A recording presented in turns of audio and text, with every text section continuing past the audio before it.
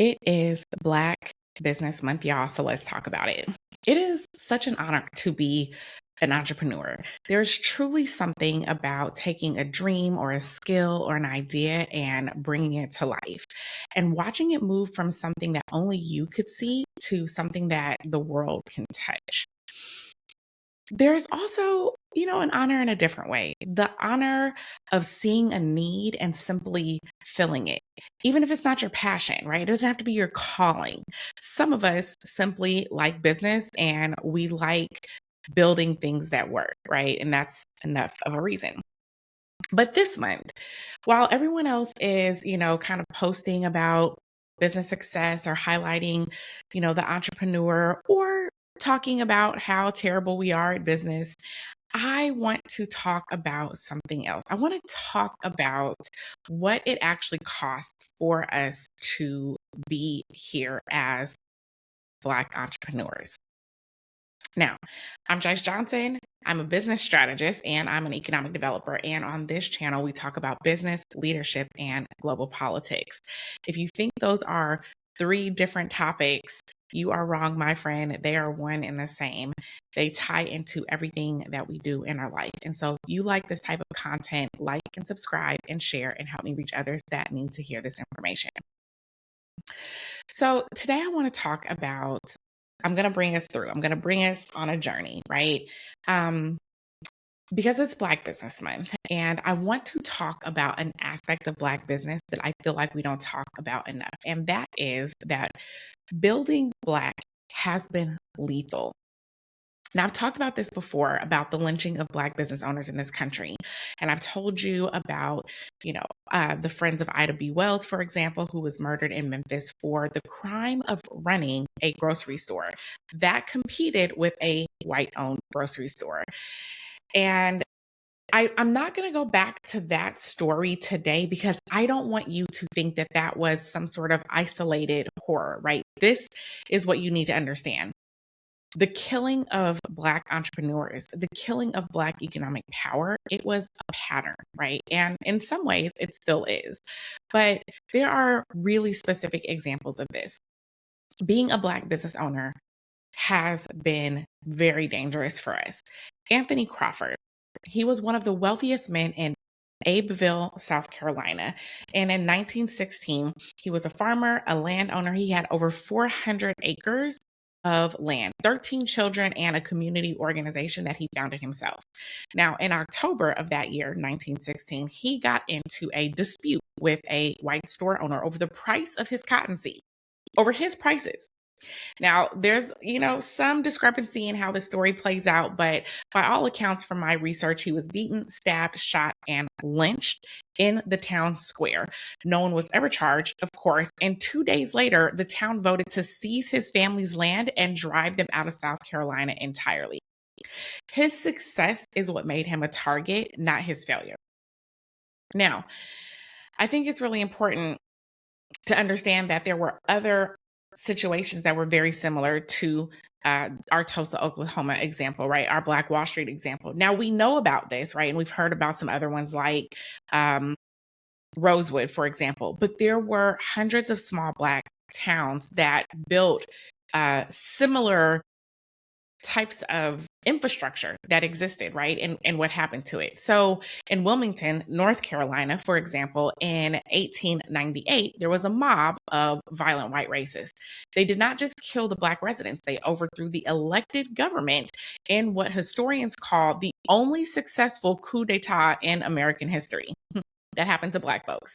They burned down the Black-owned newspaper, they destroyed the Black businesses, and they forced thousands of Black residents to flee, many of whom never returned, right? So we have many examples of thriving, prosperous Black business communities that were dismantled in a single day by design, because Black economic power has also turned into Black political power, and that combination, as far as they were concerned, it couldn't stand.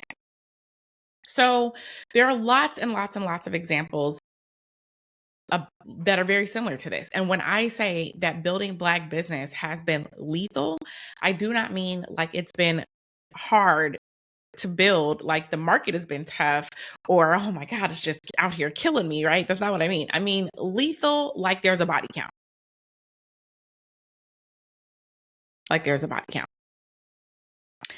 And when it stopped being lethal in this literal sense, it became lethal in other ways, like being locked out, right? Like out of trade unions and apprenticeship programs that would have let us build generational wealth through skilled labor and carpentry and bricklaying and masonry and all of the trades that we had practiced freely and under duress during the Civil War.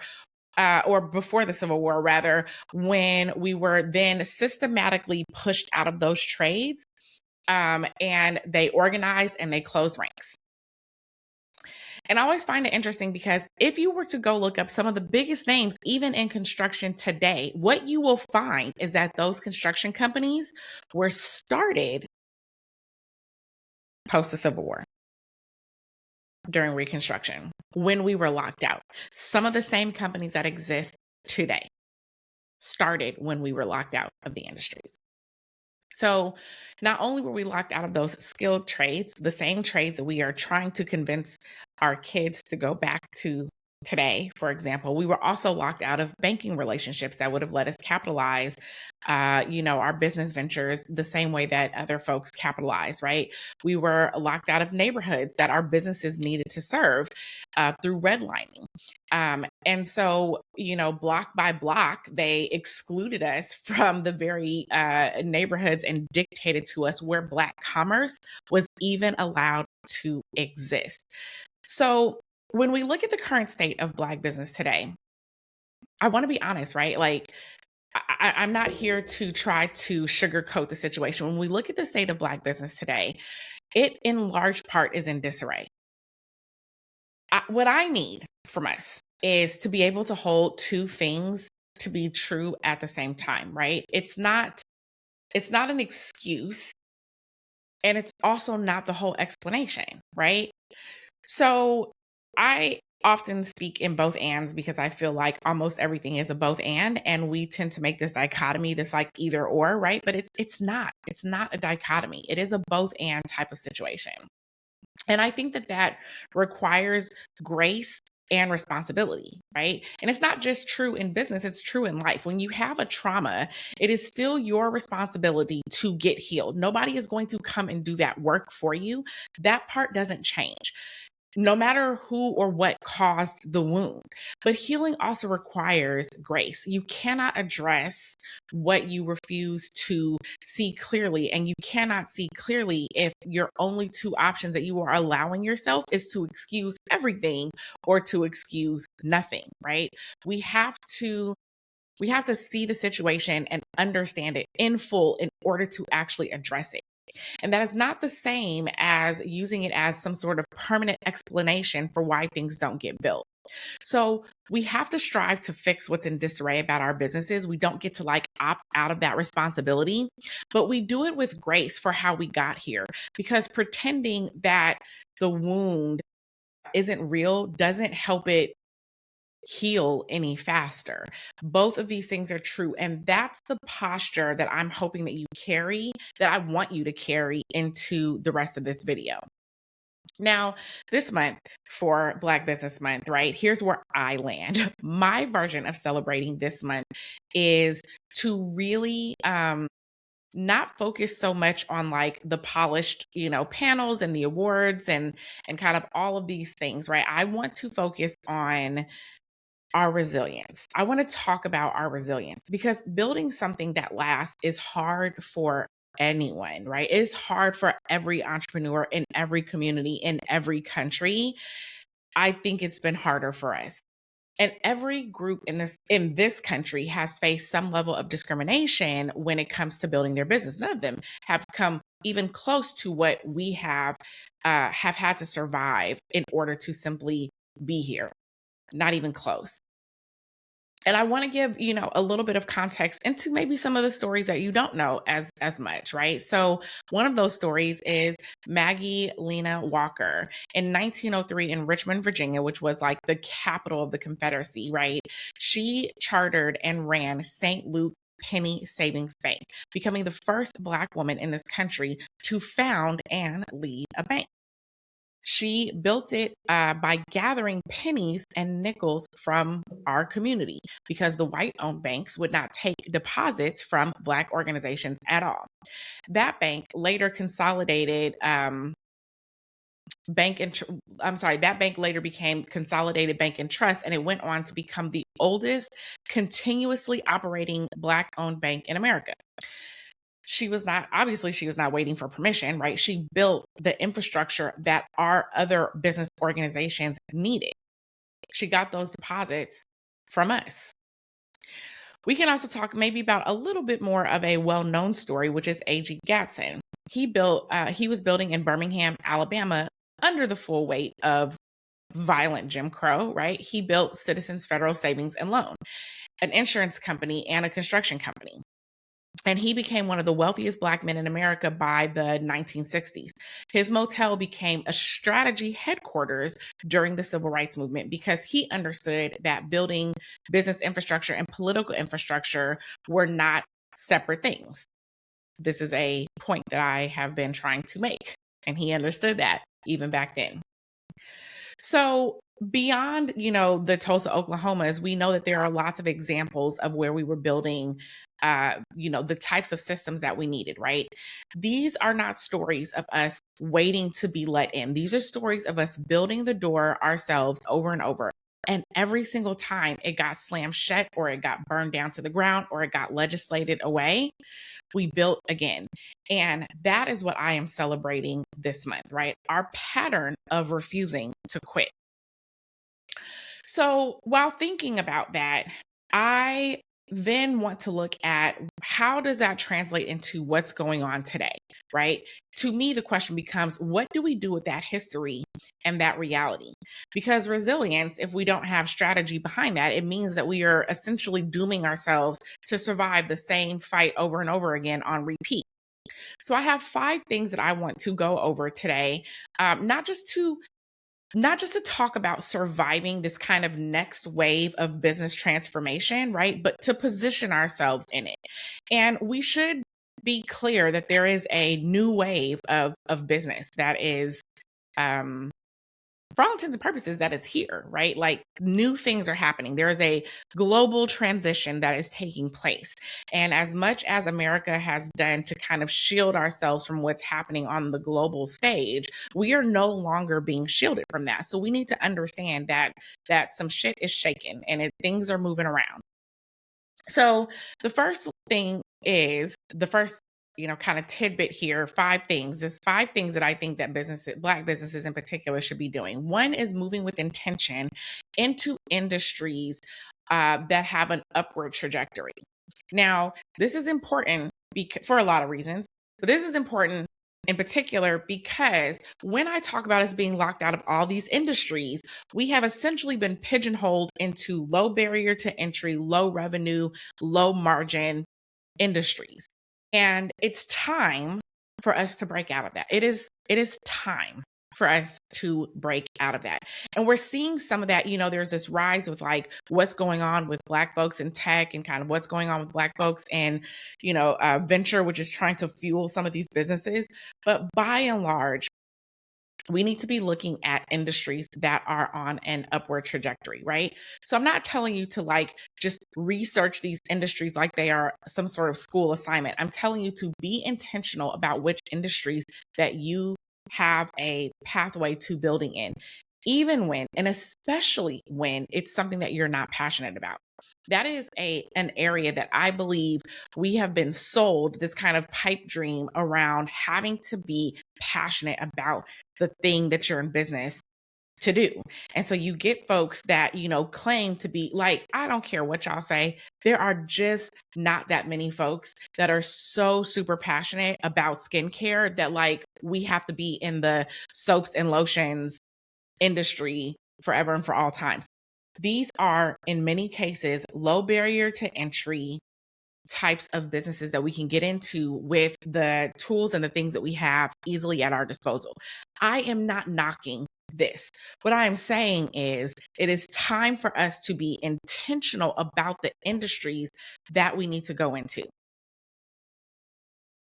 We have been taught that the legitimate way to build our business is to follow our passion.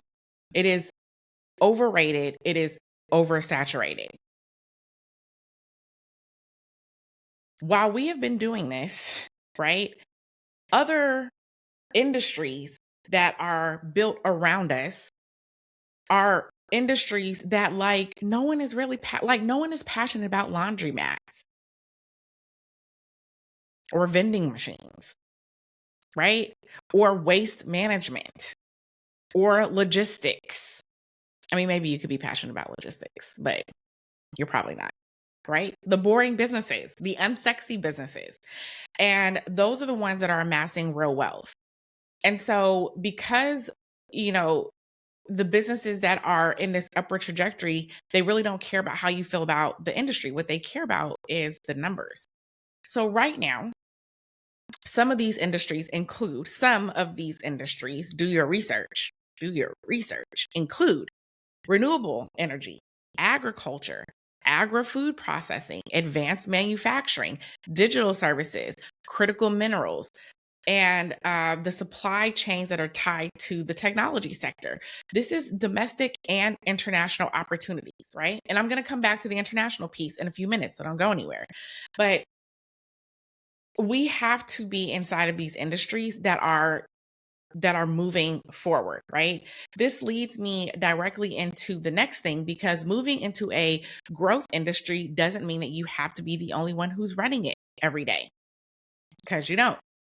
We need to understand that every business does not require us to be the head of that business in order for it to be profitable, right? In this next phase of where we are going and considering our current positioning and the gaps that we need to close, we need to be looking at partnerships, not just partnerships in the sense of networking, but real partnerships, structured deals where risk, resources, and access are actually shared. And more than that, I need us to start thinking about business as an investment, right? Not only as a job that you're personally clocking into. You can hold equity in a business that you don't operate. You can be the capital and maybe even the strategy behind a venture where someone else is actually running the point on that on a daily, basis. This is not a lesser form of ownership. This is how wealth actually starts to scale. And because your time is the one resource that you cannot multiply, right? But capital and partnerships can be structured to work without you in the room every single day. This is an area that we are weak in, and it will take us to come out of our comfort zone a little bit to strengthen it. But this is going to be a muscle that we must strengthen in this day and time as we are seeing these shifts and changes in business, right? The businesses that are positioning well right now are the ones that are building these joint ventures and building strategic alliances instead of insisting on doing everything themselves. And some of y'all would rather have 100% of nothing or 100% of very little than to have a slice or a portion of something else. I hear this all the time. I hear, I don't like working with people. I hear, folks that don't want to take the back seat. Some of y'all feel like you have to be running the show. And if you ain't running the show, you're not interested. I don't want nobody telling me what to do.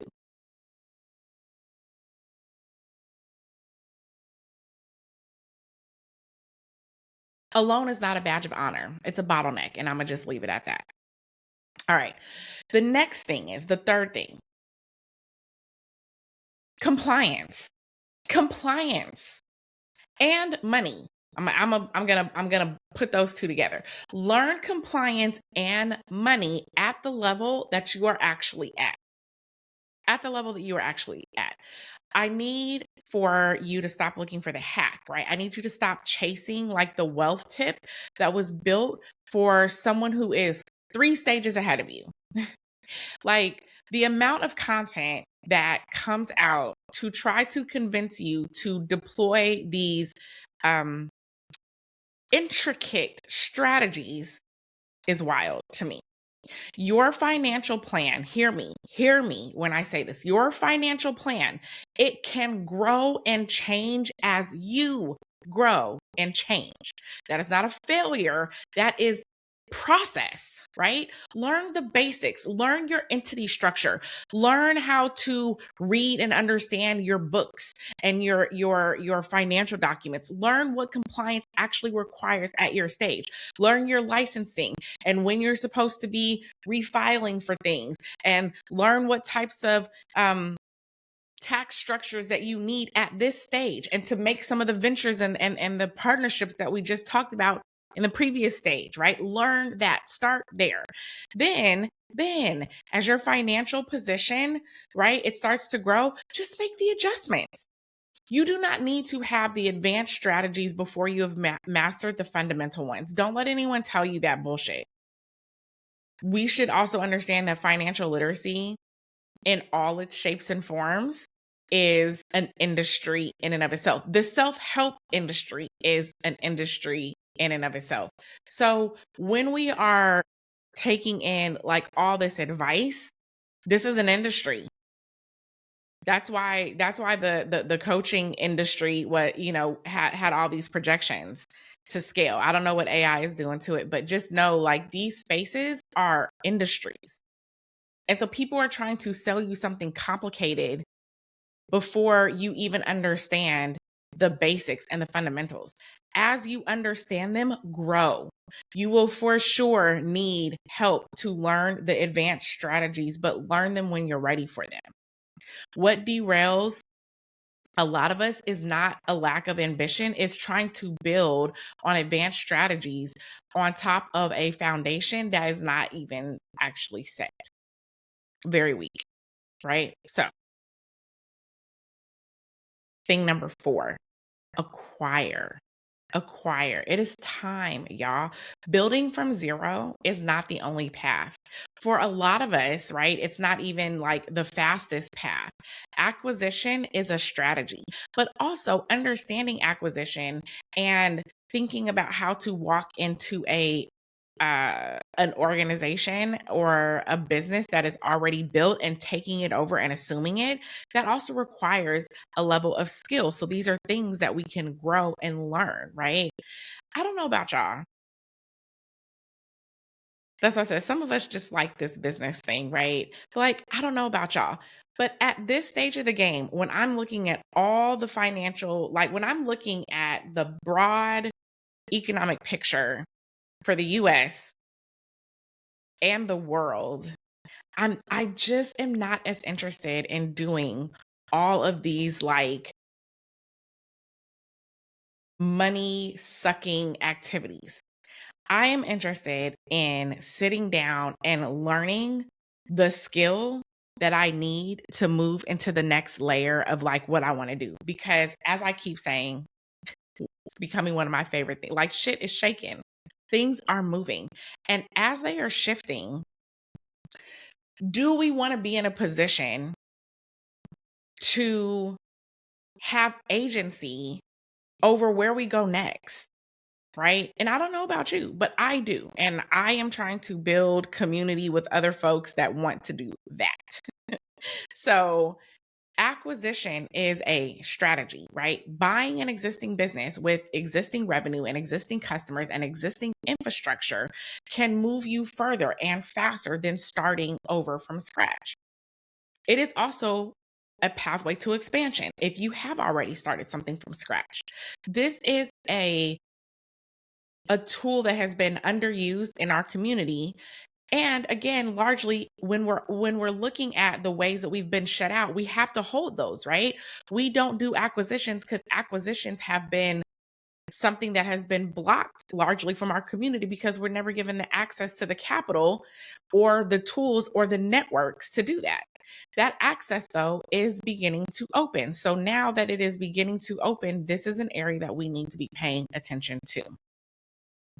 And then the last one, thing 5, is to go global, right? Not eventually, now. Like we need to be thinking about this now. This is not a trend. This is one that I believe that you need to hear as non-negotiable, right? The United States is on a downward trajectory. I'm saying in my opinion, but I really feel like it's not my opinion. This is facts. The United States is on a downhill trajectory. This is not going to be solved by the next administration. This is not even just this administration's issue, right? Like, the United States has been a country that has been fiscally mismanaged and extractive in its posture towards the rest of the world for longer than any single administration, for decades now. And the global order that we all grew up in, assuming that it was permanent because this is the propaganda that the US has sold us, right? Greatest country in the world, is actively being renegotiated right now with or without us, and largely without us.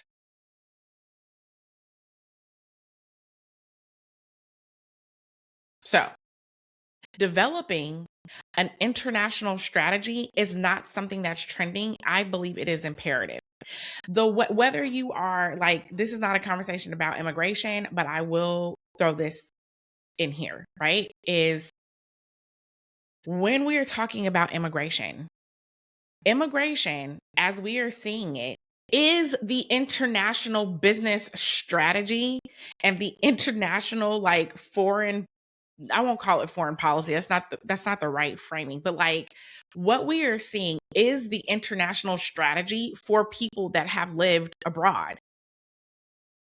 It is now time for Americans to develop their international strategy, and in particular, Black Americans. And I get it that it can be uncomfortable, but the reality is that we are already late to the party on this. We are already late to the party on this, right? So we should understand, China has already been in Africa for several decades. What started as a fraction of what the US traded, right? Like, China is now more than 4 times the trade volume of the US in Africa. That's not something that happened overnight. They got in there and they're investing. Gary Vee started talking about the opportunities in Africa like over 2 years ago. To me, I don't know if y'all, know who Gary, I'm assuming you have to know who Gary Vee is if you're in the business space, but like, even if you don't, he's no one in particular. He's just, he's a businessman. But he is a businessman whose like primary audience is white men. Like, I don't know exactly, but I would estimate that his target demographic is probably white men in their early 20s to probably late 40s frame in there, like Gen Z to millennials. Maybe like the Zennials. Mostly white men. He was giving the signal like a couple of years ago. So we are already late to the party. Okay. This is not new information. It's information that really wasn't being highlighted or given to us. But the good thing is that we're not too late to act on it, right? Being late is not the same thing as being locked out. So some of the things that are happening right now is there is huge forecasts in terms of growth for intra-African trade, right? So that's like being on the continent already. There's a lot of things that are driving that. They're expecting huge growth in a lot of sectors on the continent. And a lot of this is being driven by the acceleration of the African Continental Free Trade Area, or AFTA. AFTA. It's a very long acronym. But there are like Pan-African payment systems and payment and settlement systems that are coming online that are projected to cut like foreign exchange costs by 20 to 30%. They are manufacturing. They have agri-food that are expected to start, building and making up a lot of this. We're looking at solar. There's waste management. There's a lot of opportunity and industries, as not only as these countries are beginning to nationalize the resources of their country, but also as the countries are starting to open up trade opportunities amongst themselves. And I'm not getting into too much of the history, but just understand that these things have been barred on purpose and have intentionally kept the continent down. And it's not going to be like some huge miraculous just big wake up. Like, there are 54 African nations. They are moving at different paces. It is not clean cut. It is, there's a lot that's happening, but it is happening. But it is happening. And now is we're late, but we're not locked out. So it's time for us to start getting really serious about the opportunities that exist in international trade and business. Now, the other thing though is, and you got to hear this, right? You do not have to relocate to participate. There are 3 doors that you could be going through in order to participate in the trade that is expanding, not just in Africa, but also in the global South and across the Caribbean. If y'all are not familiar with Mia Motley, I'm such a fangirl, but like, go check out a lot of the developments that are happening, like inside of Barbados, as an example. So there's stuff happening all across the world. And it's not talked about as much inside of the US because the US don't want us to know about it. The US is still trying to sell us the lie that we are winning the war in Iran. So, like, what are we even talking about? But there are 3 doors to getting here. So you do not have to relocate to the continent in order to participate in the growth that's happening there. One is supply, right? So if you manufacture, source, process anything, there is room to become a supplier in this growing African value and supply chain. Not just a buyer of the finished goods, although you could also be the buyer of the finished goods. There are tons of brands that are that are on the continent that are looking to get into the US market as well. So there's opportunities that exist there. But you also have talent. Okay, so supply, talent is the second one. Digital services, consulting, remote delivered expertise, all of these things are exportable, right? So your knowledge does not need that visa in order to cross these borders. There are lots of platforms and opportunities to get on. And don't just look at the American version of the platforms that you can get on. There are other versions of platforms that are popping up all over the continent. So looking for things like that. And again, these are not just one way things. Like, you can export your expertise, but you can also import expertise from a lot of these other places, right? So you have talent. The last one is partnerships. So again, this is coming up. So first, it's the partnerships that we could be making with each other, but also there are partnerships that you could be making with businesses over there. They need our expertise in a lot of ways. They need our capital still, right? So as things are starting to move, while we are seeing a devaluing of the dollar, shit is still shaking. Right? Shit is still shaking. So it's not all, just cut and dry. There are things moving. So they need our expertise. They need our capital. They need connections, right? As well as we need those things from them. So developing partnerships, joint ventures with businesses that are already operating on the continent can let you access that market without having to build the entire infrastructure yourself. So that is exactly what building infrastructure instead of just participating in it looks like, right? And that distinction, that participation versus infrastructure, this is the whole game.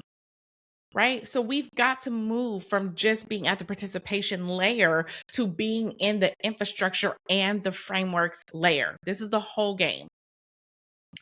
So, these are the things that we need to be thinking about.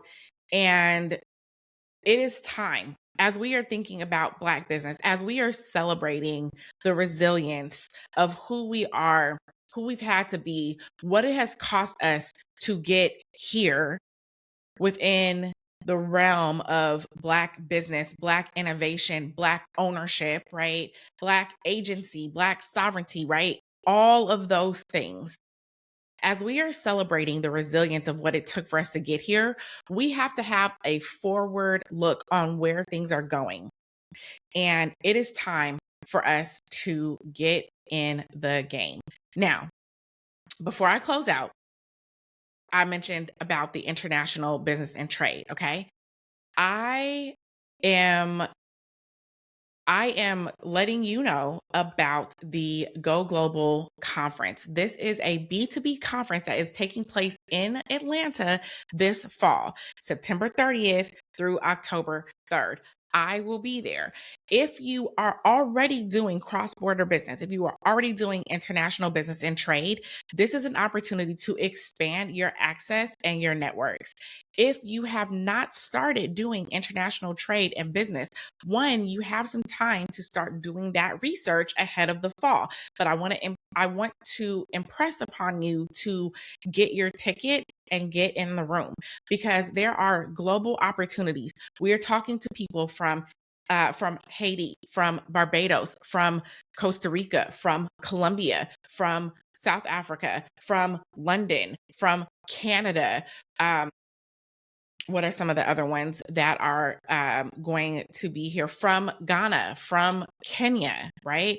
From Egypt. We just heard from a few folks that are in Egypt, from Mauritius, from Morocco, from Cote d'Ivoire. Like these folks are in the room. These folks are in the room. So you need to also get in the room. I'm going to have the website in the description below. But get your ticket, register, get in the room. This is not a conference where you're going to be listening to a bunch of panels. This is a conference where you're going to have a lot of opportunity to meet in a B2B type setting, in a B2B matchmaking type setting, where you can go and start to find the types of connections and networks and opportunities that will help you grow and expand, or even tip into and start the process of doing cross-border business. So I hope to see you in the room. I will put that link in the description below. And as I said, I'm Jice Johnson, business strategist and economic developer. And if this reached you, then please like, subscribe, and share with someone who needs to hear it. So that is all I have, y'all. Happy Black Business Month. And until next time.